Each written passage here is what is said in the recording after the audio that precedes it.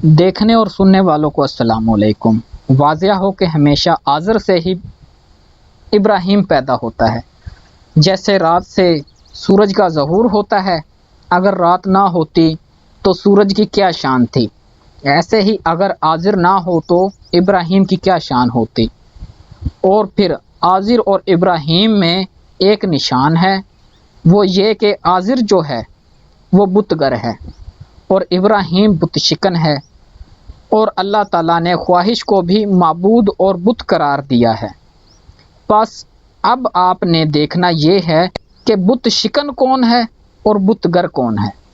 بس اگر تم بت شکن ہو تو بت گر کی پیروی نہ کرو، خواہ کوئی ہو، اور پھر روح کا رشتہ ناتا کوئی نہیں ہے، جیسا کہ روز ازل میں اللہ تعالیٰ نے روحوں کو پیش کر کے کہا کہ میں تمہارا رب ہوں، اقرار کیا پہچانتے ہیں تو ہی ہمارا پروردگار ہے، تمام روحوں نے ربوبیت کا اقرار کیا۔ پس حقوق العباد، حقوق اللہ بڑی چیز ہیں، اور قیامت کے دن بھی سوائے محمد برحق کے کوئی شافی نہ ہوگا۔ پس اگر حقوق اللہ میں حقوق العباد کی نفی ہو تو کوئی حرج نہیں، اور جو حقوق اللہ سے روکے وہ کافر ہے، جیسا کہ قرآن میں آیا ہے سورہ توبہ آیات نمبر 23۔ ترجمہ: اے لوگو جو ایمان لائے ہو، مت پکڑو باپوں اپنوں کو اور بھائیوں اپنوں کو دوست، اگر دوست رکھیں کفر کو اور کفر کو اوپر ایمان کے، اور جو کوئی دوست رکھے ان کو تم میں سے، وہی لوگ ہیں ظالم۔ اگر اور زیادہ پڑھنا ہو تو اس سے آگے قرآن میں پڑھو۔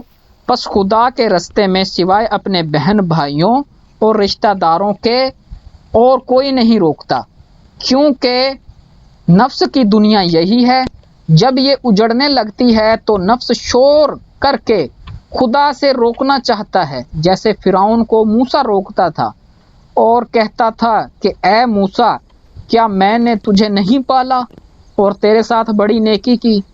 پس جو والدین پرورش کا دعویٰ کریں وہ مثل فرعون کے ہیں، کیونکہ موسیٰ کو بھی فرعون اپنے احسان جتا جتا کر خدا سے روکتا تھا۔